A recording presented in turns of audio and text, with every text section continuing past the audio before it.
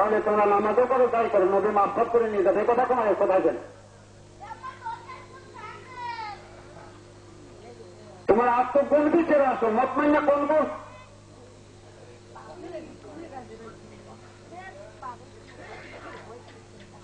তাহলে কিসের দ্বারা তোমরা পৃথিবীর মানব জাতিকে জেনে যাচ্ছি? কোন জ্ঞানের দিকে নিয়ে চলছো আর কোন ধর্মের দিকে নিয়ে চলছো?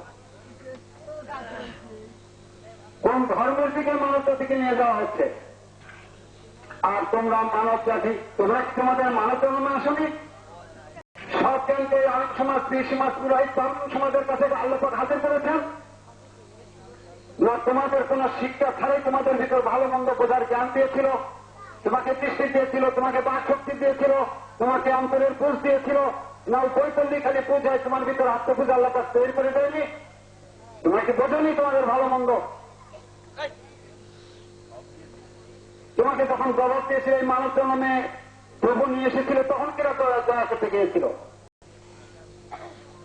যে প্রভু তোমাকে সেই নিজ আকারের থেকে আকারে রূপ ধারণ করালো আত্মরূপে, যে প্রভু তোমাকে সেই পিতার মণিকোঠা থেকে সেই কঠিন সূক্ষ্ম পথ দ্বারা সেই মণিরূপে বীর্যরূপে তোমার মাতৃগর্ভে নিক্ষেপ করে সেই তোমার বিনে আকারে সেই আকৃতি শিলাত অঙ্গন করে যে সেই ক্ষুদ্র রাস্তা যে পৃথিবীতে মানুষ করে দিল, সেগুলো পারে না তোমাকে মুক্তি দিতে? সেই প্রভু তোমাকে মুক্তি দিতে পারে না? বলো না বেঈমান তোমরা না মুর্শিদামি? মানুষ যখন প্রাণ দেওয়া হয়েছিল তোমার, তুমি কি পৃথিবীর মানুষ ছিলে না? দুদিন পরে থাকবে? তোমার প্রভু কি তোমাকে বাক শক্তি দেয়নি? তোমার প্রভু কি তোমাকে দৃষ্টি শক্তি দেয়নি? তোমাকে তিন করে দেয়নি? যদি তোমার তিনকে চোখ করে লক্ষ কোটি সূর্য কি তোমাকে পৃথিবীর কোনো কিছু দেখাতে পারবে? তোমার প্রভুর দেওয়া সেই তিন তোমাদের পছন্দ হয়নি? তোমার প্রভুর দেওয়া বাক শক্তি তোমাদের পছন্দ হয়নি? তোমাদের প্রভুর দেওয়া অন্তর শক্তি তোমাদের পছন্দ হয়নি? তারই ভিতর পায়খানা পোশাক নিয়ে শত্রু করে আর বাড়ির পোশাক করে 14 মাইল হাঁটো, অন্তরে সারাম নিয়ে ঢুকাও আর বাইরের পোশাক করে 14 মাইল হাঁটো। এত মানুষ তোমরা?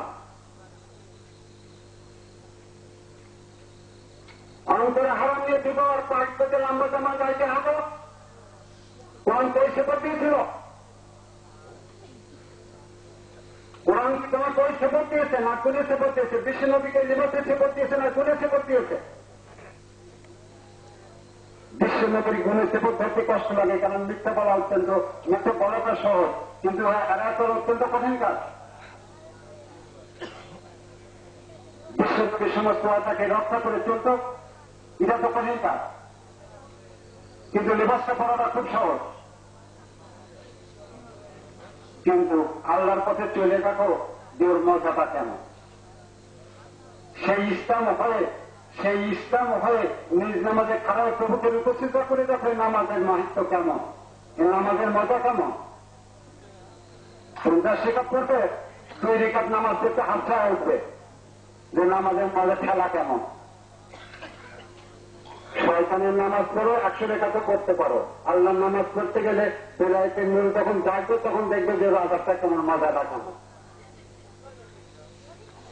5000 বার দরশরীফ পড়ো, 10 বার করে দেখো দরশরীফ পাবে, দরশরীফ কেমন লাগে সেই পবিত্রতা অর্জন করে পড়ে দেখো। আল্লাহর নাম লাখ লাখ নাম, 10 বার আল্লাহর নাম উচ্চারণ করে দেখো সেই পবিত্রতার পর কেমন থাকে। মানুষ, আমরা মানুষ নই, আমাদের মানুষ করা হয়েছে। আমাদের কোন জাতের দাবি নেই, কোন নূরের দাবি নেই, কোন কুলের দাবি নেই, কিন্তু পক্ষান্তরে নবী রাসূলদের জাতের দাবি আছে, কুলের দাবি আছে। আমরা মানুষ বলতে কিছু নই। আমি মানুষ বলতে কোনো কিছু তখন হব, আমি মানুষ বলতে আমি মানুষ তখন হব যদি আমি নূরে বেলায়েছি, আমার পিতৃ জগৎ থেকে যে নূর এসে আমি মানুষ হয়েছি সেই নূরকে যদি ধরতে পারি, তার আগ পর্যন্ত আমি মানুষ নই। আমার এই জীবন পর্যন্ত শেষ হয়ে যাবে, এরপরে থাকবো না। আর যদি আমি মানব জন্মকে সংগ্রহ করি তাহলে আমার কোনোদিন মানব সত্য তৈরি হবে না। এর বাইরে মানব জন্ম নিয়ে এই দুনিয়া থেকে ফিরে যেতে পারবে না। আমার কানাটি আমার কৃষ্ণনদের দিক থেকে, আমার সেই নূরের দিক থেকে, মহান আল্লাহ পাকের দিক থেকে হারাম মানুষকে পবিত্র গুণে লাভবান করা, মতমাইনকে লাভবান করা, মানব সত্যকে লাভবান করা। এই মানুষ সমস্ত আরামের দিক লাভবান, সমস্ত মানুষ খারাপ কাজের ভিতর লিপ্ত থাকে, মক্কের খাপের কাজের ভিতর লিপ্ত থাকে। যারা নিজেরা মকরুতে নামাজ পড়ে তারাই এবার মকরু বাতায়, যে নিজেই মকরু বাতে সামিল হয়েছে সেই এবার মকরুর আইন বাতায়। দুঃখের কথা বলা যাবে কোথায়?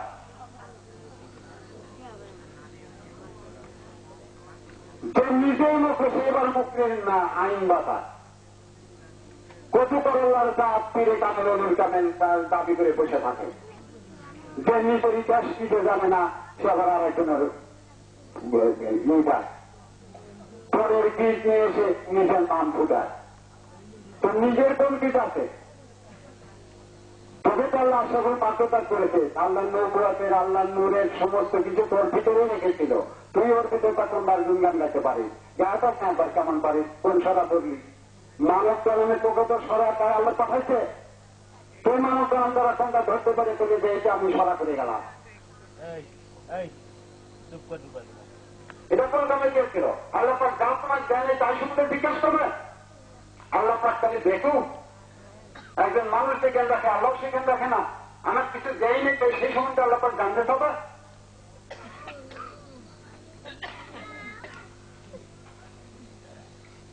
ভাই তুমি মাফ করবেন, আমি একটু কথা বলছে, নূরে বেলায়েত কথা বলছে, ফুৎকারের রাস্তা কথা বলছে, মাসে আদম বলছে, চাচা আশরাফুল মাখলুকাত বলছে। যদি কারো জাত আশরাফুল মাখলুকাত সম্বন্ধে জানতে ইচ্ছা করে, কারো জ্ঞান থাকে, তাহলে সে বুঝতে পারে যে আশরাফুল মাখলুকাত কাকে বলে। মান আরাফা হয় অনেক অতীত থেকে সকল ধর্ম বলে, কিন্তু মান আরাফা কি? কি হলে একটি মানুষ মান আরাফা হয়? সে কি টাইটেল বাস দ্বারা, সে কি লন্ডনের ডক্টরের ডিগ্রি দ্বারা, সে কি এমএবাসের ডিগ্রি দ্বারা মান আরাফা হয়? দেবতার পূজা দ্বারা বা নামাজ পড়ার দ্বারা? মান আরাফা সে কি? মান আরাফা হবার ধর্ম কি, কর্ম কি? শুধু মানুষ বলেছে মান আরাফা হয়। যদি তুমি তোমাকে জানো কেন, নিশ্চয়ই তুমি রবকে জানতে পারো, চিনতে পারো। তো তুমি তো তোমাকে জানো না, তুমি আল্লাহকে চেনো। যদি আমার অতীতে কোন মানুষ এই রবকে জেনে থাকে, নিজেকে চিনে থাকে, তাহলে সে কেন তার এই সরা প্রতিষ্ঠা করলো না পৃথিবীর বুকে? সে কি সামান্য মানুষ? তার রব কি সামান্য? একটি মানুষের সঙ্গে, আমি আগেই বলেছি, মানুষ বলতে কোনো কিছু নেই। তোমরা কোনো কিছুই মানব সত্য গুণ বলে দেখাতে পারবে না। মানব সত্য গুণ বলে কোনো কিছু সৃষ্টি করেন নাই পৃথকভাবে মহান আল্লাহ পাক। আমি সমস্ত পৃথিবীর জ্ঞানী গুণীদের সাথে চ্যালেঞ্জ করছি যে মানব সত্য গুণ বললে কোনো কিছু আল্লাহ পাক সৃজন করেন। মানব সৃজন করা হয়েছে সমস্ত নবুয়াত দ্বারা, মানব সৃজন করেছে আল্লাহর ফুৎকারের রাস্তা দ্বারা। মানুষের ব্যক্তিগত কোনো গুণ তৈরি করা হয়নি, কিন্তু নবুয়াত ইহা ব্যক্তিগত নূর তৈরি করা হয়েছে। প্রত্যেকটি নবুয়াতের একটি একটি করে নূর আছে, নফস আছে, কিন্তু মানবের কোনো কিছু নাই। সমস্ত নবুয়াত দ্বারা আর আল্লাহর ফুৎকারের রাস্তা দ্বারা এই মানুষকে খাড়া করা হয়েছে। মানব সত্য গুণ বলতে কিছু নেই। তাহলে তুমি মানুষ আমাকে নিজের মানুষের দাবি করো, তোমার ভিতর কাছে অসংখ্য নবুয়াত আর সেই আল্লাহ নূর, তার ভিতর তুমি কে? এমনি বলা হয় নাই তুমি মানুষকে। তোমার আত্মপরিচয় করাও, তুমি কোন নূর? তুমি কি নবতী কোন নূর করবে না আল্লাহর কোন নূর করলে তার পরিচয় করো। তুমি তো বললে মানুষ উত্তর দিতে পারে না, মানুষ অনেক কিছু হয়ে গেছ।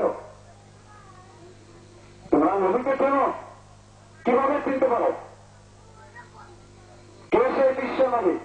দুনিয়ায় তো মোহাম্মদ, দুনিয়ায় তো আসে দাবি করলাম ওই বিশ্ব নবী হয়েছি। তার আলোর কি ছিল? তার আলোর কি ছিল? জাহের পাবেন সর্বকালে নবুয়ত, কথা তো ঠিক। কিন্তু কখন কোন অবস্থায় কিভাবে থাকে? তুমি যে মানুষ, তোমার ভিতরে যে সেই বিশ্ব নবীন নবুয়ত রয়েছে, তাহা কিভাবে আছে? আর তুমি মানুষ বলতে যদি পৃথক কোন সত্য হও, তাহলে তুমি সেই সত্যের দাবিতে খাড়া হও এবং সেটা আমাদের সাথে প্রমাণ করো যে আল্লাহ পাকে এই যে সৃজন করছিল মানুষ বলে। না, মানুষ নামের কোন সত্য সৃজন করা হয়নি, মানব সৃজন হয়েছে। মানব জন্মগ্রহণ করছে, কিন্তু মানব সত্য গুণ বলতে কোনো কিছু তৈরি করা হয়নি। যাহা আল্লাহ পাকের ফুৎকারের রাস্তা, তারই নাম নফসে মুতমাইন্না। যা আল্লাহ পাকের ফুৎকারের রাস্তা, তারই নাম মানবতা। যা আল্লাহ ফুৎকারের রাস্তা, তারই নাম নূরে বেলায়েত।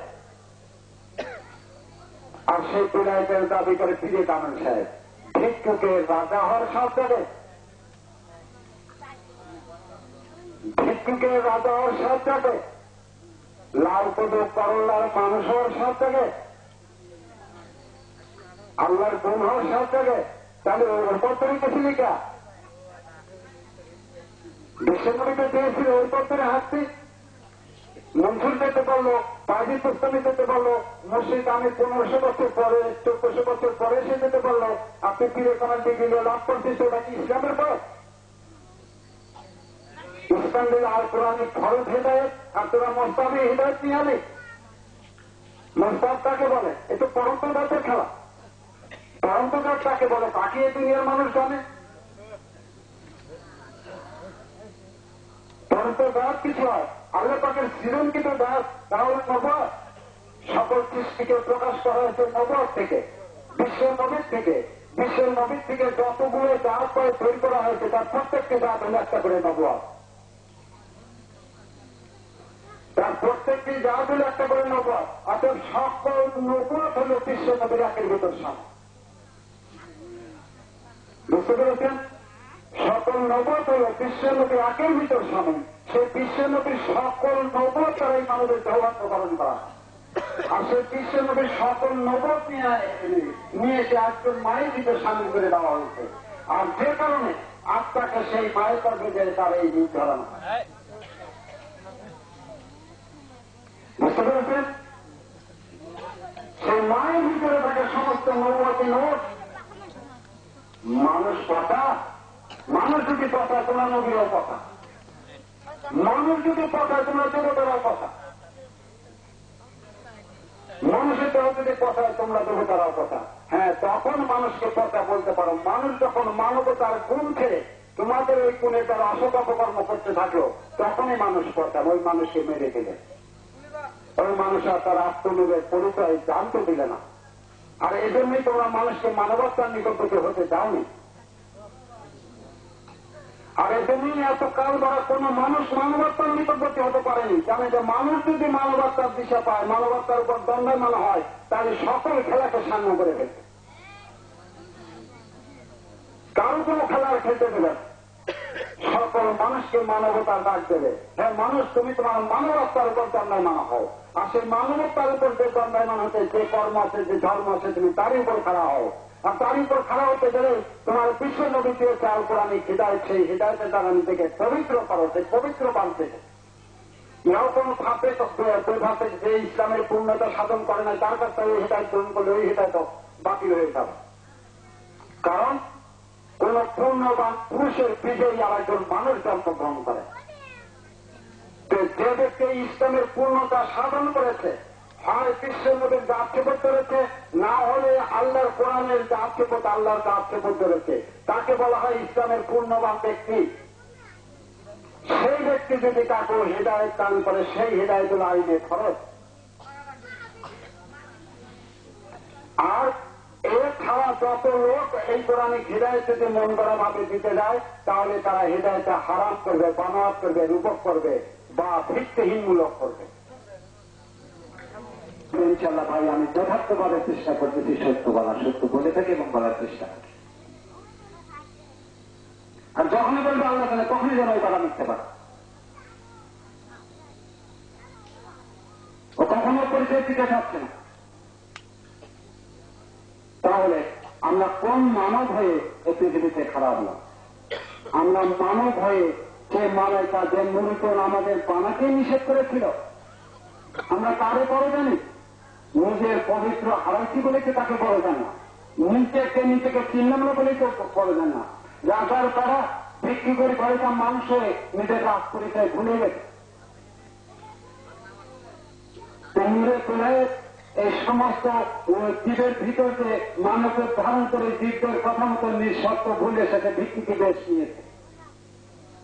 তারা নামাজ করতে যে, প্রভুকে উপচিন্তা করতে যে, ভোগ পূজা করতে যে, আমার স্বর্গ দাও, আমার অসুখ সারাও, আমার বেদি সারাও, আমার প্রজকে দিও না, এগুলোকে ভূতি আত্মারি কারবার। এগুলোর ভূতি আত্মারি কারবার কোন মানবের এই প্রশ্ন নিয়ে যায়। কোন মানব এই প্রশ্ন নিয়ে আলোর কাছে দণ্ডায়মান হয় না। হে মালিক, তুমি আমাকে মানুষ করেছ, হে আমার রব, তুমি আমাকে রব দান করেছ, হে আমার দিন মহাদিন, তুমি আমাকে দিন দান করেছ, আমি যেন এর হেফাজত করতে পারি। কোরআন তো বলেছে আমানতের হেফাজত করো। তোমরা কোন আমানত দেখতে পেলে? একজন 10টা টাকা দিলে ওইটা বুঝে থাকো। আল্লাহ পাক যে তোমাকে আমানত চেয়েছিল দৃষ্টি যে না, তুমি তো সেই আত্মার বুঝি পেলে না। তোমার আমানত আর খেয়ানত কি বুঝবে? তুমি কি তোমার এগুলো আমানত করে রাখলে না খেয়ানত রাখলে? তুমি কি তোমার এই আমানতকে প্রভুর কাছে ফিরে দিতে পারবে? হে মুসাফির মসজিদে জল ফিরে চল আপনারে নিয়ে। তোমরা তার উপরে তো খুবই বাধা আছে। হে মুসাফির মসজিদে জল ফিরে চল আপনাকে নিয়ে। তোমরা কি আপনকে আপনি ধরে নিতে সমর্থ হয়েছ? আর মুসলিম যেদিন হয়ে গেল, কোন করে আজ ফিরল তরি এবং সোনার গায়ে আবার পানির তরি আবার কেন উদ্যান করে যায়? একই বজ্রাবাজ দিতে চোখ পুজো দিয়ে যাচ্ছিল না, তার সেই কৃষ্ণ জীবন থেকে আবার যৌবন কালের রূপ রেখায় ফিরে যাচ্ছিল, রূপ দেখতেছিল, পূর্ণা করতেছিল।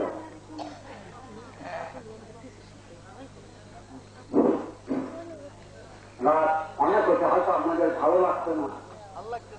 যদি ভালো না লাগে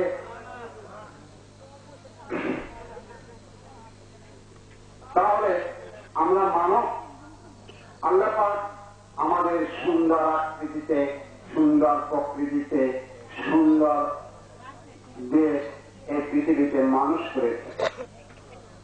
আমাদের তিনি এত সুন্দর মানুষ করেছেন, আমাদের বুঝ দিয়েছেন, ভালো মন্দ বুঝ দিয়েছেন, বিচার করার আকল দিয়েছেন, সবকিছুই তিনি দান করেছেন। আমাদের পূর্ণবান করে পৃথিবীতে পাঠিয়ে দিয়েছেন। আমাদের হুঁশিয়ারও করে দিয়েছেন, হে মানব, আমি কিন্তু তোমাদের পরীক্ষায় নিক্ষেপ করলাম। তুমি তোমার মানব জন্মের দ্বারা যদি এই পরীক্ষায় পাশ করতে পারো তাহলে তুমি ফিরে আসবে আমার কাছে। আর যদি এই পরীক্ষায় ফেলার হও তাহলে চিরকালের জন্য আমার থেকে বিচ্ছিন্ন হয়ে যাবে। আর এর উপরই ইবলীসের প্রতিজ্ঞা ছিল, হে মালিক, আমাকে যখন তুমি লানাতুল্লাহ বলে গালি দিলে, আমাকে যখন তুমি দুষ্ট বকিতে বলে গালি দিলে, আর আমি যখন এটা ওই আদমের জন্যই শুনতে হলো, তাহলে আদমকেও আদম রূপ নিয়ে তোমার কাছে ফিরে আসতে দেব না। আর ঘটনাক্রমে অদ্যবধি তাই দেখা যাচ্ছে, ঘটনাক্রমে অদ্যবধি তাই দেখা যাচ্ছে। কোন মানুষ তার মানব রূপ নিয়ে ফিরে যাওয়ার মতো সমর্থ হচ্ছে না। যে হয় সে ধরনের দেশের কথা অবশ্যই করে। যেমন নজরুলের কথা বললাম, মুসাফির মসজিদে আছি জল ফিরে চল আপনাকে নিয়ে। যে কিছু বোঝে, যে ফিরে নিতে পারে, সেই মানুষের মতো বেকুব না, সে নিশ্চয়ই কিছু বলে। তার উক্তিতেই বোঝা যায়, তার কথাতেই বোঝা যায়, তার জ্ঞান প্রকাশেই বোঝা যায় যে কে বলছে, কি বলতে চায়, কি বলে গেল। আর যে পারেনি, যে আপনাকে ফিরিয়ে নেওয়ার মতো সমর্থ নেই, সে কখনই এ ধরনের কোন উক্তি যেতেও পারবে না। ওর ভেদ তত্ত্বই বুঝতে পারেন, ওর ভেদ তত্ত্বই বুঝতে পারেনি যে কিভাবে ফিরিয়ে নিয়ে যেতে হবে। কোরআন কোথাও বলছে যে আমানতকে কখনই খেয়ানত করো না। তুমি তো তোমার রবের দেওয়া, স্রষ্টার দেওয়া আমানত, তোমার এই মানব সুরাত, মানব প্রকৃতি রক্ষা করতে পারলে না। তাহলে চোষ্টার দেওয়া আমানত যারা খেয়ানত করে, তারা চোষ্টার খেয়ানত করেনি, তাকে যে আকৃতি ছুঁয়াত আদম করা হয়েছিল সে নিজের ধ্বংসই নিজে ডেকে নিয়ে আসলো। কোন নামাজি কোন পূজাই তাকে আর রক্ষা করতে পারবে না। নামাজ পড়ার মূল অর্থই সেই আমানতের রক্ষা। যে কারণে কোরআন সমস্তখানে বলতে কখনই তোমরা মিথ্যা বলো না, তোমার হস্তকে অসৎকর্মে লাগিও না, তোমার দৃষ্টিকে কলুষিত করো না, তোমার অন্তর দ্বারা কুমন্ত্রণা উঠতেও বা অন্তরে গায়েব করে ফেলো যাতে ওর কোন কর্ম চিন্তা ভাবনা না হয়। তাহলে যিনি আমানত দান করেছিলেন তিনি সেই আমানতের বিষয়গুলোকে লক্ষ্য করে হুকুমতি ফরজ দান করেছেন। তোমরা তাহাও মানলে না, তোমরা সেই মানুষ, তোমরা তো নিজ আমানত পদ্ধতি আমানত নিজেও করতে শিখলে না। প্রভু তোমাদের বিশেষ দয়া করে সেই আমানত রক্ষার ক্ষেত্রে ফরজ হুকুমত করে জানিয়ে দিল। তারপরেও তোমরা সেই জবান নষ্ট করলে মিথ্যার দ্বারা, সেই অন্তর নষ্ট করলে কুমন্ত্রণা তোলা দ্বারা, সেই দৃষ্টি নষ্ট করলে সেই কুদৃষ্টির দ্বারা, অন্য প্রকার নষ্ট করলে অসৎ কর্মের দ্বারা, আর সমস্ত দেহবন্ধ নষ্ট করলে হারাম ভক্ষণের দ্বারা। মানুষ সুরার ভক্ষণের চাইতেও বড় হারাম ভক্ষণ করে যখন অসৎ কর্মের রেজেককে ভক্ষণ করে। ওর চাইতেও বড় হারাম অসৎ রেজেক, যার দ্বারা মানব খণ্ডে সেরে কি আসে, অংশীবাদ বসে। কারণ নিশ্চয়ই সে অপরের কোন হকের জিনিস কেড়ে নিয়ে এসে, ফাঁকি দিয়ে এসে, ধোকা দিয়ে এসে খেয়ে তারই শরীরের অংশ বসা আনল, আর সেই অংশবাদ তাকে কেটে শোধ করতে হবে।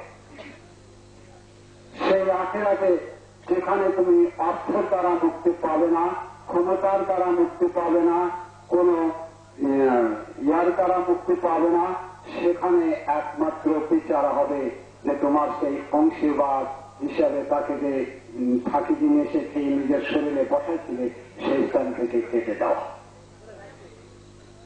নাকি বাইরে কোনো বিচার হবে সেখানে? তাহলে তোমরা যদিও এখানে দেখো আমি আমাকে ফাঁকি দিয়ে 10 টাকা আমি বেটা ঠকিয়েছি, পক্ষান্তরে হাকিকতে বিচারে তুমি ওই বেটাকে ঠকাওনি, তুমি তোমার 1 খণ্ড বা 2 খণ্ড মাংস একদিন না একদিন তোমাকে কেটে ওই বেটাকে দেওয়াই লাগবে। তাহলে তুমি নিজের সর্বনাশ নিজে করেছ।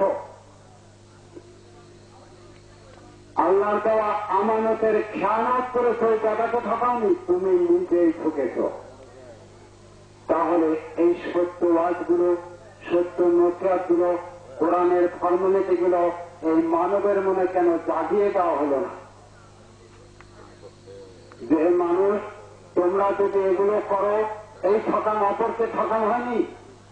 তোমরা অপরের 10 টাকার আমানত কোথার আগে আল্লাহ দেওয়া আমানতকে বোঝো, যে আমানতকে রক্ষা করার জন্য আল্লাহ পাক আল কোরআনের হুকুমতি আইন পাশ করে দিয়েছেন মানব জাতির জন্য। আর তার জন্য সেই বিশ্ব নবীকে রায়বাড়ি দান করেছেন যে এই মানব জাতিকে জানিয়ে দাও কি তোমাদের আমানত, আর সেই আমানতে রক্ষার হুকুমত ফরজ হলে, আর তার উচ্ছন্নতের দায় হলে আমি বিশ্বের নবী তোমাদের তাহার রক্ষারই ভাল সাহিত্য নিয়ে এসে তোমাদের দেখা গেলাম। সেই কুচের তীর্থকে লাভ করতে তরলাতা পরন্ত দাস জলদের দাস। আর যদি তারা আল্লাহ সৃজনকৃত কোন সত্য হয়ে থাকে, এই ফিরে কামের দিকে যদি সেই সৃজনকৃত সত্যতা বের করে থাকে, তারা বলুন দায়ী করে সৃষ্টি রহস্যের কি কি আল্লাহ পাক সৃজন করেছিল, তার দ্বারা কি কি হয়েছিল। দাম সভা নেই হাতে আমরা আদম সত্য মানতে মত পাই না। অতএব হুঁশিয়ারের পৃথিবীর মানব, তোমরা কোন দিকে রওনা দিয়েছে তোমাদের মানব জনতা? সবাই এসে মানুষের উপর চোখ রাঙিয়েছে, এবার মানব সবার উপর চোখ রাঙাবে। তাই ক্ষমতা থাকলে তারা প্রতিরোধ করো। আল্লাহ সেই শ্রেষ্ঠত্বের মানব, আল্লাহ যে মানবকে নিজের তরফের খেলাপতি দান করেছে, বলেছিলেন আমার খেলাফত আমি আদমকে দিলাম, আদম চালাবে এই পৃথিবী জগৎ। সেই আদমের সন্তান আদম কথা বলছে, সেই আদমের সন্তান আদম কথা বলছে, সেই আদমের খেলাফতি সূত্রে খেলাফতি কথা বলছে। তারা পারলে সেই জ্ঞানের প্রতিরোধ ঘটায়। তাদের যদি কোনো পরিপ্রেক্ষিত থাকে, তারা কোথায় যুক্তিতে তর্কতে গেলে বইয়ের বোঝা গরুর গাড়ি হাতির গাড়ি নিয়ে যেন যায়, আর মুর্শিদ আমিরের সেই রবি যথেষ্ট তার সবকিছু ফাইসলা ঘটাতে। মুর্শিদ আমিরের সেই দিনই যথেষ্ট, যে দিন তার দল তার দিকে নিক্ষেপ করেছে, যে দিনের দ্বারা সে দুনিয়া দেখে, সেই দিনই যথেষ্ট।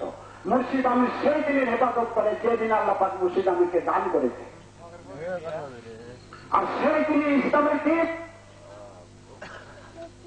প্রত্যেকটি মানুষকে আল্লাহ পাক দিন দেওয়া দান করেছে, সেই দিনকে পবিত্র নেওয়ার হুকুমই ইসলামের দিন বলে আখ্যায়িত করা হয়েছে। এছাড়া যদি কোন পীর সাহেব পালেন সাহেব ইসলামের দিন দেখাতে পারে, তারা বাড়ি করে চলে কোন জায়গা আছে সেই ইসলামের দিন বাড়ি করে আনা। আল্লাহ পাক প্রত্যেকটি মানুষকে দিন দিয়েছেন,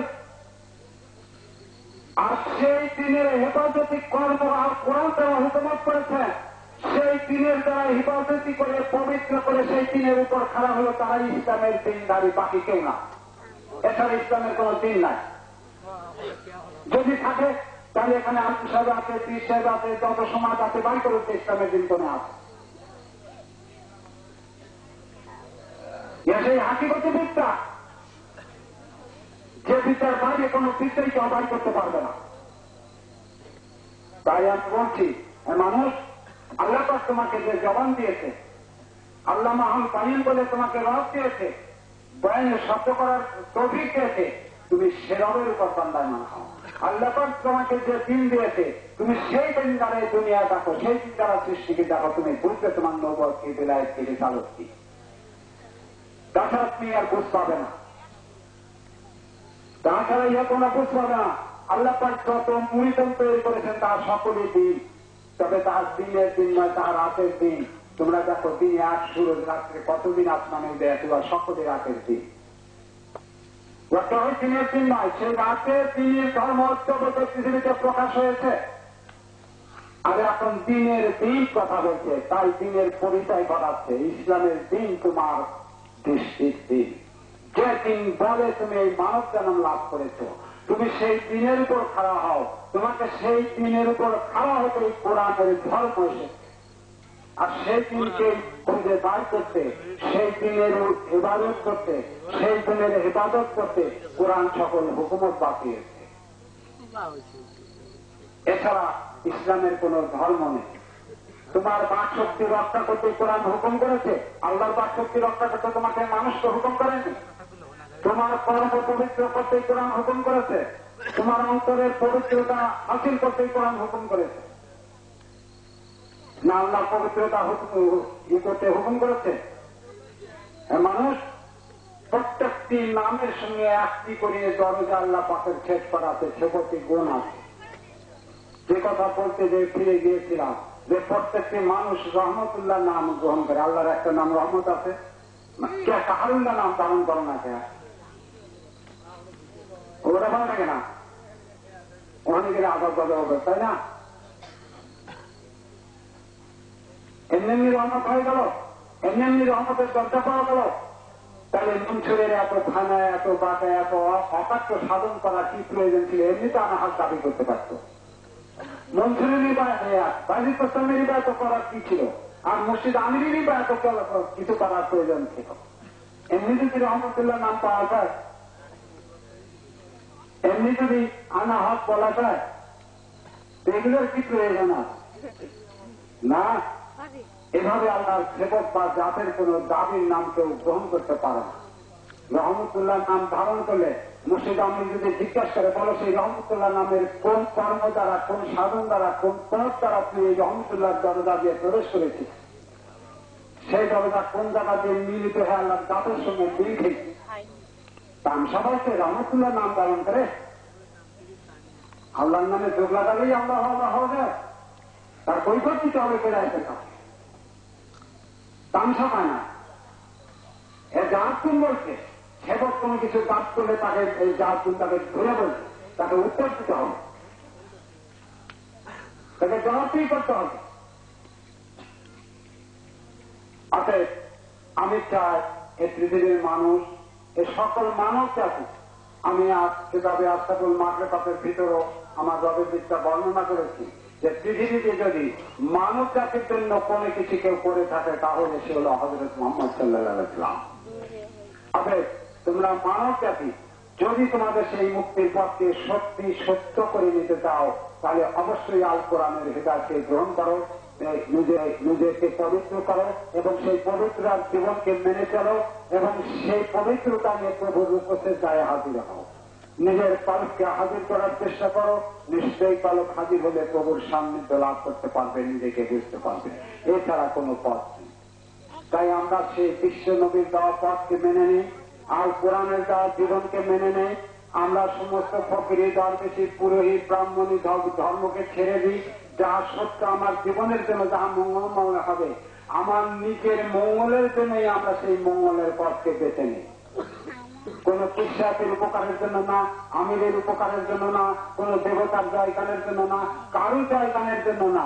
আমি আমার মঙ্গলের জন্যই, আমি আমারকে ফিরিয়ে আনার জন্যই আমি সেই বিশ্ব নবীর দেওয়া পথকে বেছে নেই।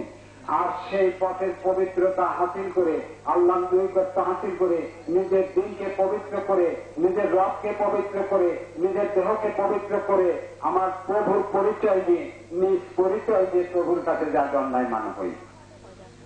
এর বাইরে আর কোন ধর্মের সত্য আছে বলে আমি দেখতে পাই না।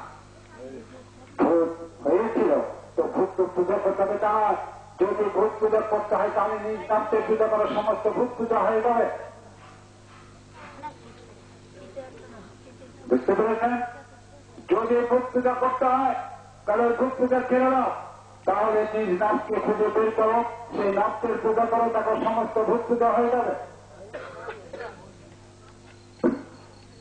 তাহলে আমরা মানুষ, আমি আবারও বলছি, আমি আর বেশি বলবো না, বক্তব্য এখানে শেষ করবো। তাই আমি আবারও অনুরোধ করছি সমস্ত মানব জাতিকে, যারা এখানে উপস্থিত আছে এ নয়, সমস্ত পৃথিবীর মানব জাতিকে, জাতি ধর্ম নির্বিশেষে শুধু মানব জাতিকে আমি অনুরোধ জানাই যে যদি তোমরা সেই সত্য নিজের মঙ্গলের জন্য ধর্ম মানো, যদি তোমরা সেই চিরস্থায়ী মঙ্গলের জন্য, যদি তোমরা মানব জীবনের ভিতর এসে সেই মানবিক পরীক্ষায় এসে তারই জয় সাধন করতে করে নিতে চাও, তাহলে অবশ্যই তোমরা কোরআনিক হিদায়াতের দ্বারা সেই পবিত্রতা অর্জন করে সেই পবিত্র জীবনকে ধারণ করো। আর সেই পবিত্র জীবন নিয়ে প্রভুর উপস্থিতায় দাখিল হও। আর প্রভুর কথা শোনার জন্য কান বিকিয়ে দাও, প্রভুর সঙ্গে কথা বলার জন্য প্রভুর সঙ্গে কথা বলতে থাকো, অন্তরকে প্রভুর দিক ধরে রাখো। নিশ্চয়ই তোমার মুক্তি সাধন হবে, নিশ্চয়ই তুমি তোমার পবিত্রতা ফিরে পাবে, নিশ্চয়ই তোমার হুঁশ ফিরে আসবে, জাগরণ আসবে, চেতনা আসবে, আত্মবোধ আসবে, আত্মমূল্যায়ন আসবে, আত্মবিচার আসবে। তুমি দেখতে পাবে পৃথিবীর রূপরেখা তখন কেমন।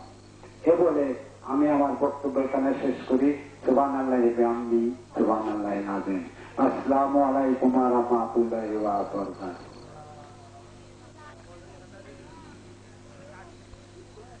শ্রদ্ধেয় এবং পূজনীয় বিলায়েত দরবার শরীফের আত্মসত্তা বিলায়েতি হযরত আমির আলী বিরাট মূল্যবান বক্তব্য আপনাদের সম্মুখে পেশ করলেন। প্রতিটি কথা, ভালো কথা যাহা তা আল্লাহর নূর। আমি আগে বলেছি এই বিলায়েতি দরবার শরীফে নূর বিতরণ হয়, রহমত বর্ষিত হয়। আপনারা এখানে উপস্থিত হয়েছেন ভালোর জন্য নাকি মন্দিরের জন্য? তাহলে যাকে ভালোর জন্য উপস্থিত হয়েছেন, আল্লাহ তাদের উপরে অবশ্য বরকতময় জিনিস অর্পিত করবেন। আমি বিশেষ কিছু বলবো না, কারণ হুজুর বলার পরে আর কিছু বলার থাকে না। উনি নির্দেশনা দিয়ে গেছেন রাসূলুল্লাহ সাল্লাল্লাহু আলাইহি ওয়াসাল্লামের সেই গোড়ার উপর নাজিল হয়েছিল সেই কিতাবের কথা, আর তিনি যা বলে গেছিলেন সেই হাদিসের কথা। এখানে তিনি বলেছেন কোরআনে যে নিয়ম কানুন আছে তাই মেনে চলেন এবং হাদিসে যাহা বলা আছে তাহা আপনি পালন করেন।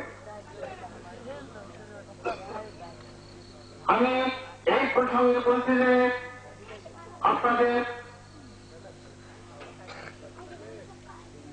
সকলের আত্মার সঙ্গে একটা আমার আত্মার সম্পৃক্ততা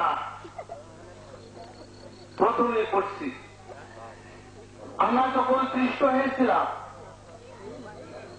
তখন আল্লাহ স্বীকারোক্তি, আমি কি তোমাদের রব নই, ওই সময় আপনাদের আত্মা উপস্থিত ছিল। আমরা এই আত্মার সেই সময়ে যখন রবকে স্বীকার করেছিলাম সেই সময়টাকে আমরা স্মরণ করছি যে আমরা একবার আল্লাহকে স্বীকার করেছিলাম।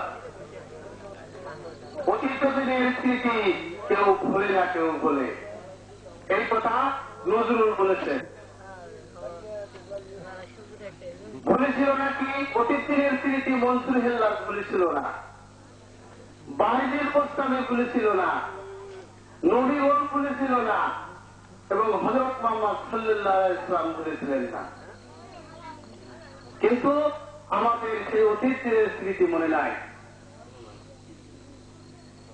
সেই যে রব বলে স্বীকার করেছিলাম, সেই রব বলে স্বীকার করা স্বীকারোক্তিটা কোথায় প্রকৃত আছে কেউ বলতে পারে? কোথায় বলে রেখেছেন? আমাদের জলের সাহেব বলে গেছেন যে আমাদের হাজি সাহেব এখানে বসে আছেন, উনি হজ করেছেন, উনি সেখানে আল্লাহর সেই পবিত্র জায়গায় এবং রাসূলের রওজা শরীফে পদার্পণ করেছেন।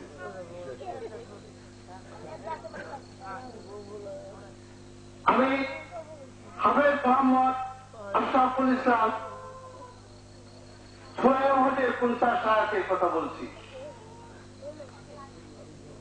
উনি যে কথা বলেছেন, ঈমান আনো সৎকর্ম করো, ঈমান আনো সৎকর্ম করো, 50 আয়াতের কথা বলছেন উনি সূরা হজে। এবং তাদের জন্য ক্ষমা এবং সম্মানজনক জীবিকা রয়েছে। উনি এই কথা বলেছেন, তাই ঈমান আনবো এবং সৎকর্ম যে করবো আমি, তাহলে আমাকে আগে পবিত্র হতে হবে। জামা কাপড় দিয়ে পবিত্র হব তা চলব না। আপনার আত্মার পবিত্রতা যদি থাকে তবেই আপনি ঈমান আনতে পারবেন, আর সৎ কাজ করবেন, সেইটা আল্লাহ গ্রহণ করবে। আর যদি আল্লাহর পবিত্রতা না থাকে, আপনি ঈমান আনেন, ধর্ম নামাজ পড়েন আসক্ত এবং দান দেন করেন, কোন কাজে আসবে না।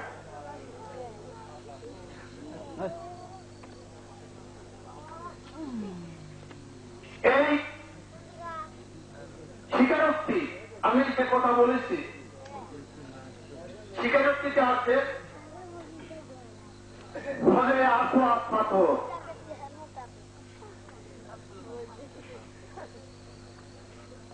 হজরে আসওয়াদ পাথর হযরত ওমর চুম্বন করেছিলেন আর বলেছিলেন যে এই হচ্ছে একটা আসওয়াদ পাথর, তোর তো কোনো ক্ষমতা নাই,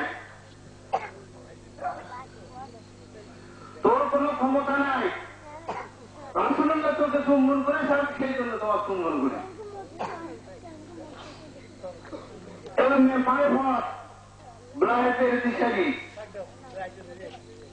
হযরত আলী পিছনে দাঁড়াইছিল, তখন বলেছিল আমিরুল মুমিনিন, আপনার কথা সত্য নয়।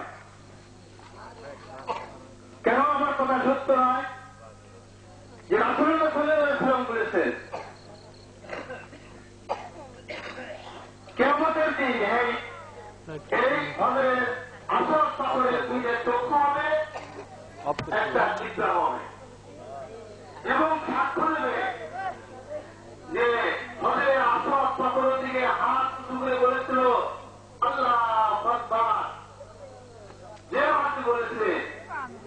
সঙ্গে সঙ্গে তার গুনাহ মাফ হয়ে গেছে।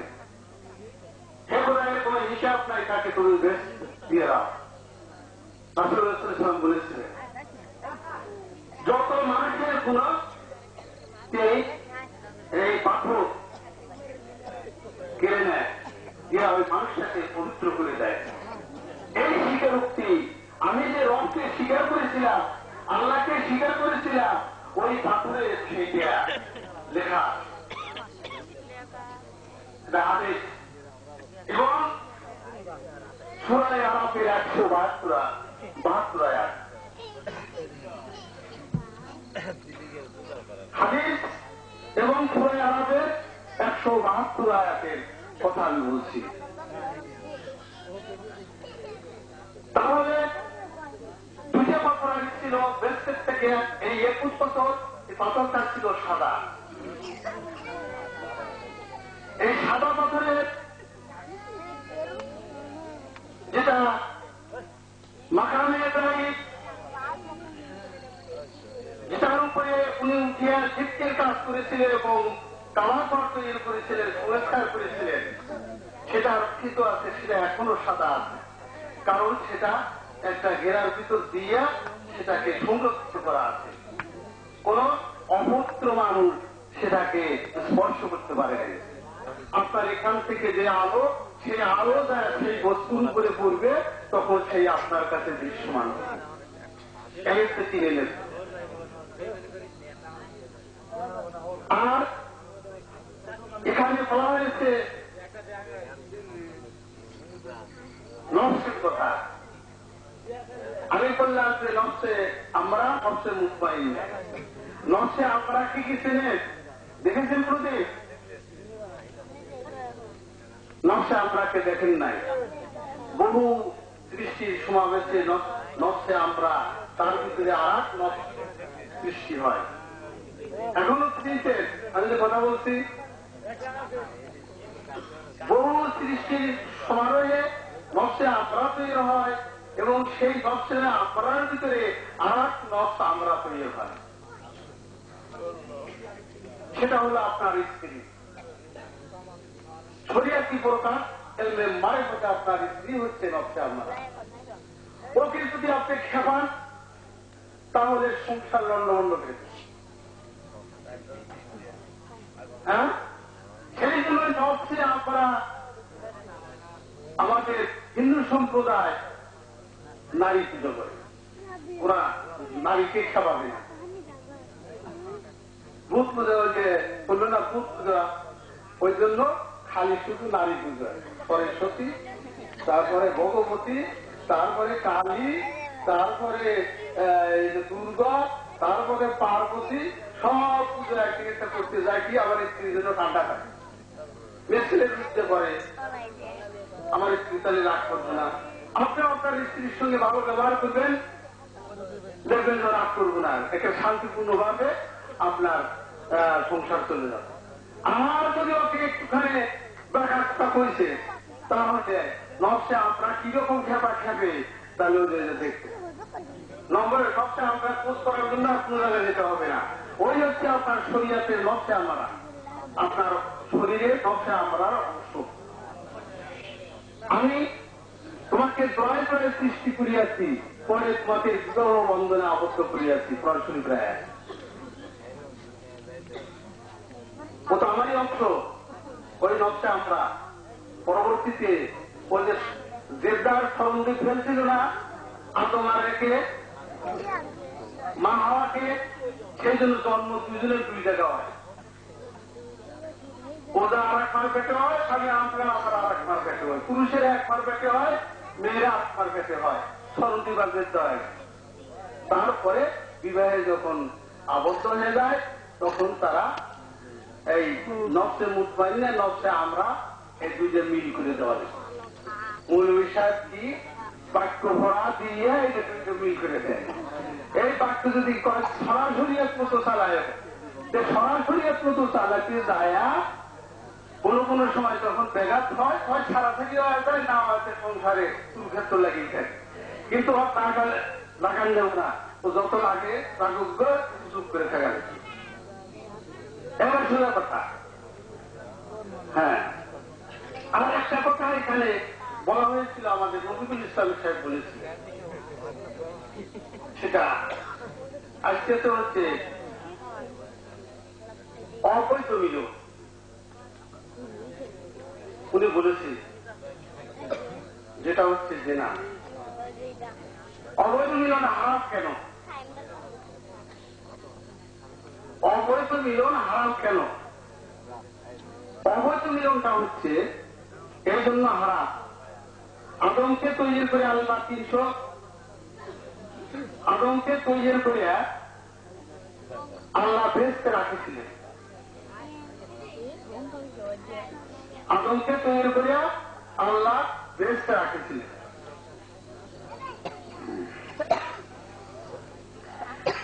এবং মা হাওয়াকে তৈরি করে আল্লাহ বেহেশতে রাখেছিলেন। তাদের আল্লাহ বিচার করেছেন। মানুষকে তৈরি করে কি বেহেশতে রাখছে?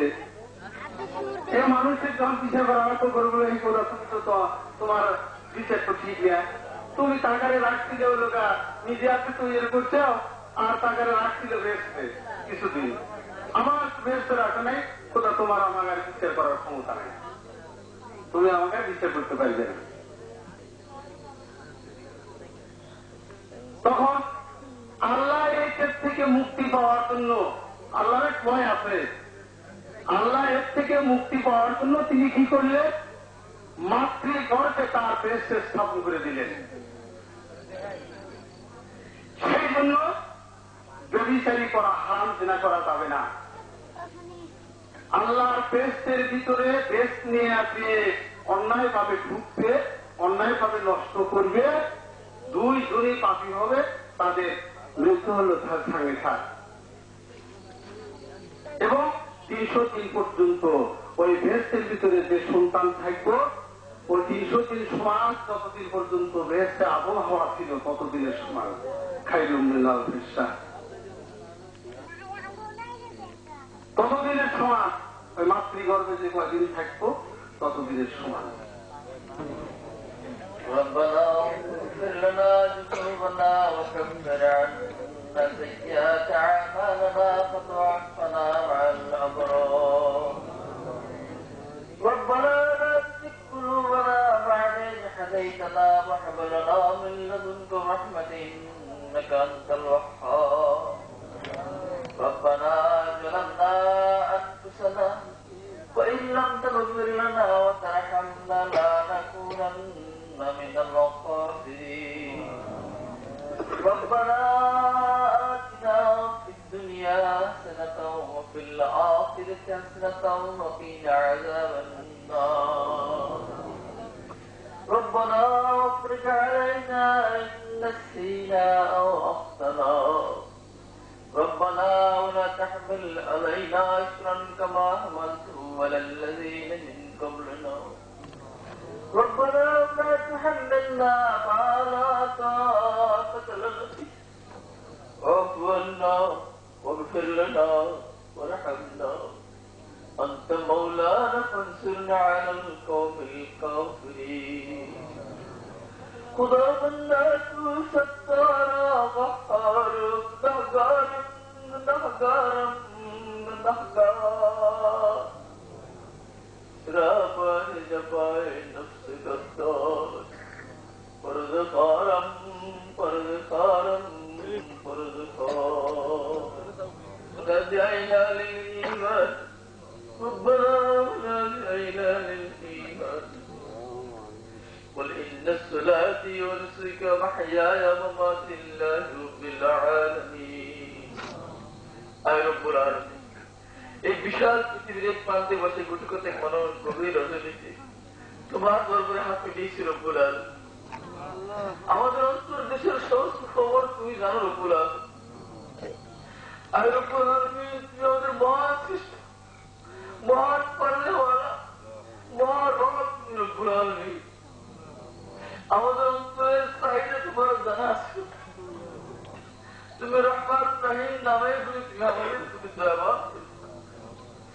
আয় রব্বুল আলামিন, আমাদের যারা তোমাকে পাওয়ার আশা করেছে রব্বুল, যারা তোমার সিরাতুল মুস্তাকিম মেনে চলতে চায় রব্বুল আলামিন, তুমি তাদেরকে তৌফিক দান করো।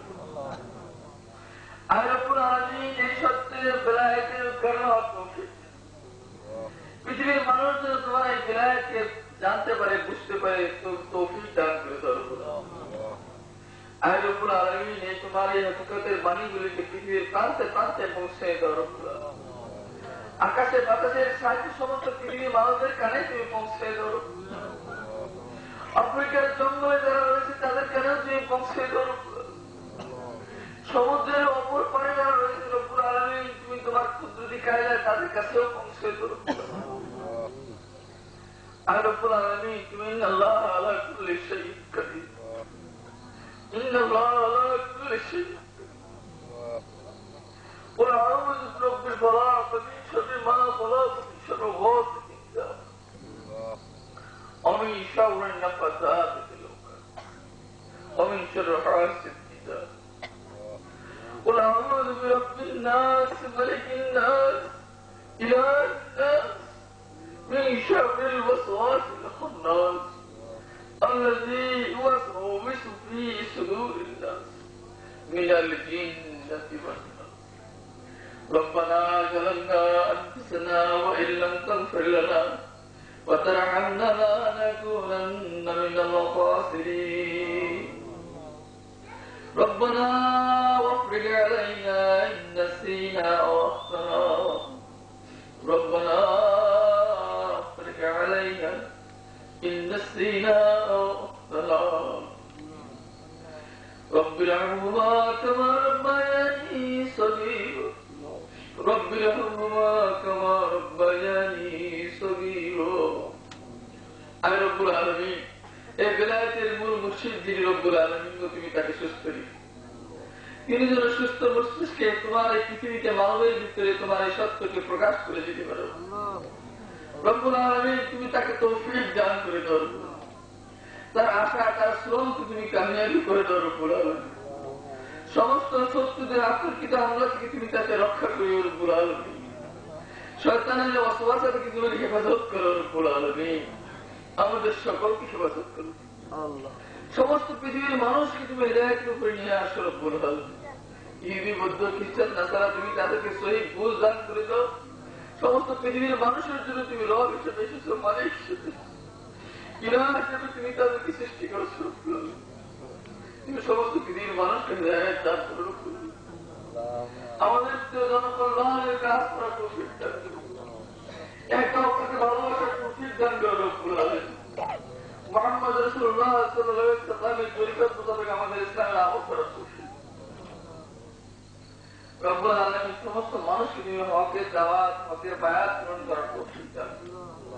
তাওবাতুন নাসিহার পোশাক পরার তৌফিক দান করো রব্বুল আলামিন। سبحان ربك رب العزة عما يصفون سلام على المرسلين والحمد لله رب العالمين. شهادة لا إله إلا الله.